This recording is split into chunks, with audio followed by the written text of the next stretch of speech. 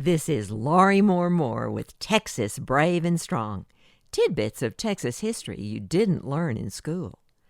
Today's episode, Wings Above Texas, 1865. Was a Texan first to fly nearly 40 years before the Wright brothers? Forget Orville and Wilbur Wright.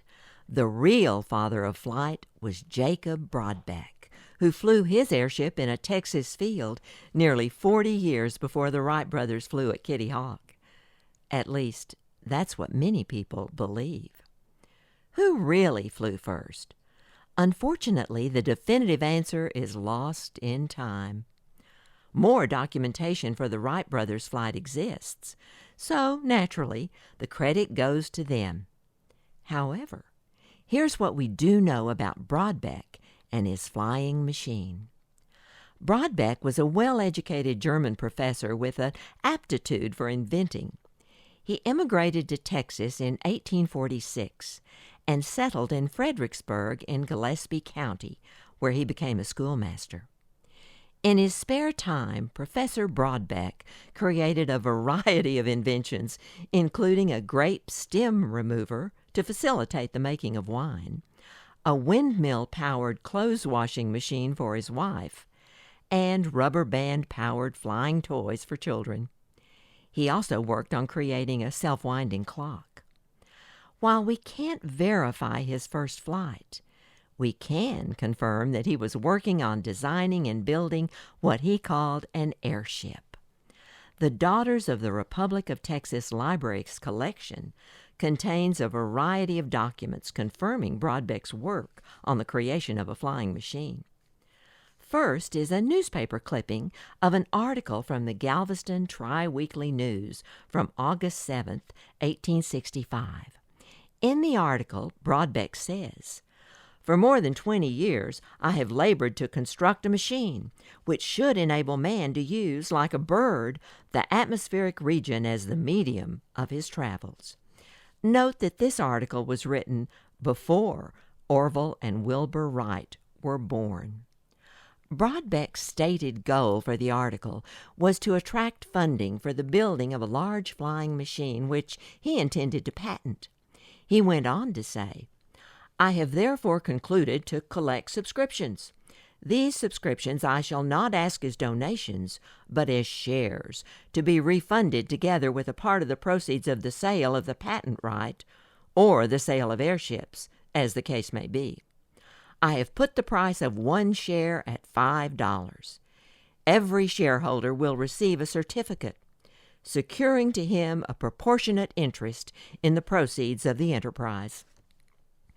Also in the library's collection are 4 quarter-share stock certificates, together representing 1 full share of stock in Brodbeck's enterprise. The owner of the shares was Ferdinand Herf, a San Antonio doctor. One additional document gives credence to Brodbeck's serious work on an airship.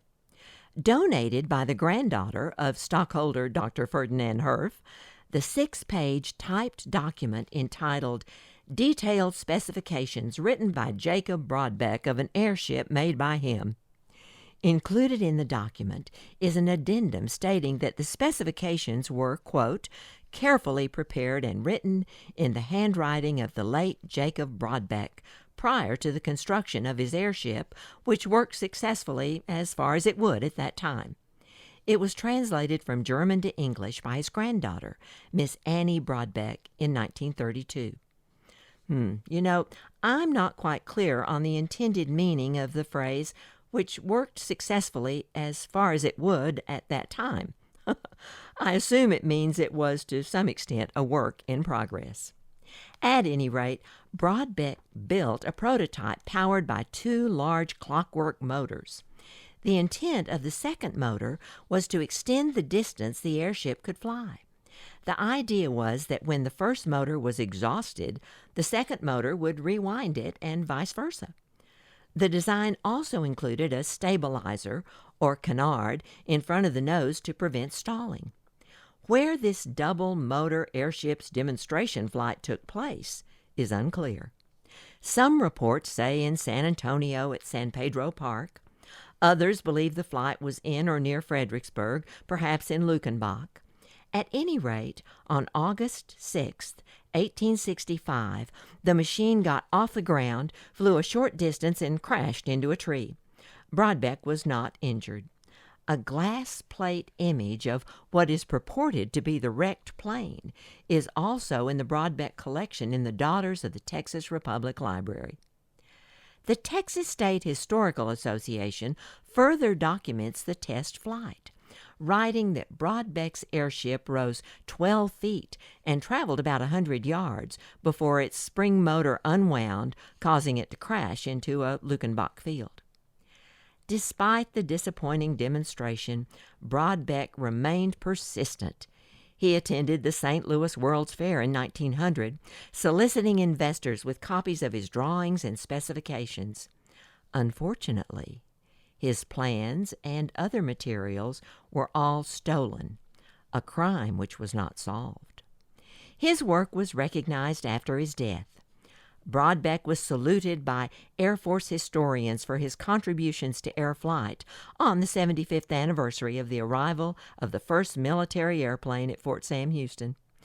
In 1967, Texas Governor John Connally declared him the father of American aviation. While Brodbeck does not bear the official title of first to fly, he remains a Texan known for his creativity and persistence in following his dream to break the bounds of Earth and fly. This has been Laurie Moore-Moore with Texas Brave and Strong, the best little podcast in Texas. Be sure to check out my historical novel, Gone to Dallas, The Storekeeper, 1856 to 1861. And watch for my new book coming in 2024, Queen of Cotton, Confederate Camel Caravan Across Texas.